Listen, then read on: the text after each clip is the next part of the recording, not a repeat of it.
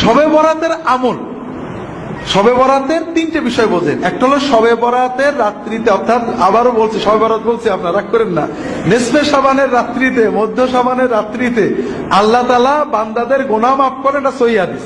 ইন্নাল্লাহা লা ইয়াত্তালিউ ফি লাইলাতিন নিসফি মিন শাবান ইলা ইবাদি ফায়াগফিরু লিজামিই খালকিহি ইল্লা লিমুশরিকিন আও মুশাহিন।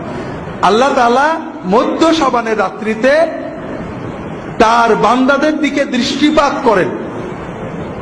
আল্লাহ মধ্য শাবানের রাত্রিতে তার বান্দাদের দিকে দৃষ্টিপাত করেন, তখন তিনি দুই শ্রেণীর মানুষ ছাড়া সকল শ্রেণীর সৃষ্টিকে মাফ করে দেন।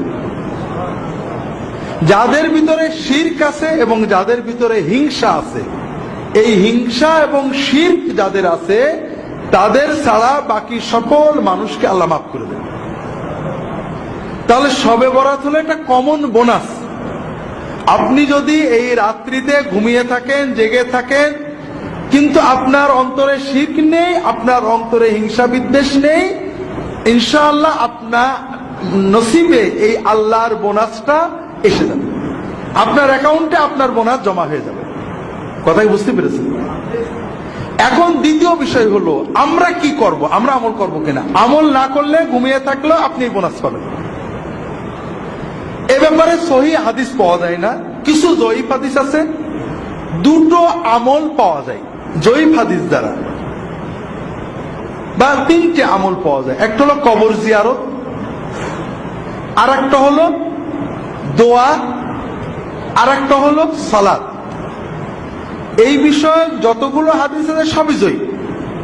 তবে যেহেতু এই রাত্রের ফজিলত সহি, এই রাত্রে কেউ যদি অন্যান্য রাতেও তাহাজ্জুদ পড়ে, এই রাত্রে একটু কিছু বেশি পড়েছে, অন্যান্য রাত্রেও দোয়া করে, এই রাত্রে বেশি করেছে, এটা অনেক আলেমই মুস্তাহাব, জায়েজ, বৈধ, সুন্নতের ভিতরে থাকবে বলে মত প্রকাশ করেছেন। আমরাও মনে করি যদি কেউ ব্যক্তিগতভাবে এই রাত্রিতে দোয়া করেন, এই রাত্রিতে আল্লাহর কাছে দোয়া করেন বা সাধারণ তাহাজ্জুদ পড়েন, কিয়ামুল লাইল করেন, এটা নাজায়েজ হবে না, ইনশাআল্লাহ বিদআত হবে না। তিনটে কারণে। একটা হলো সুন্নত দ্বারা ফজিলত প্রমাণিত। এখানে জয়ীফ হাদিস দিয়ে কেউ আমল করলে এটা সরাসরি বেদাত বলা ঠিক না। তাবেঈদের যুগ থেকে কোন কোন তাবেঈ এই রাত্রে ইবাদত করেছেন।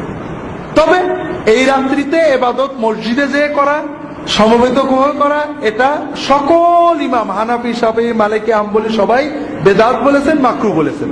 এটা নিয়ে কোনো মতভেদ নেই। এই রাত্রি ইবাদতের জন্য মসজিদে যাওয়া, দলবদ্ধ হওয়া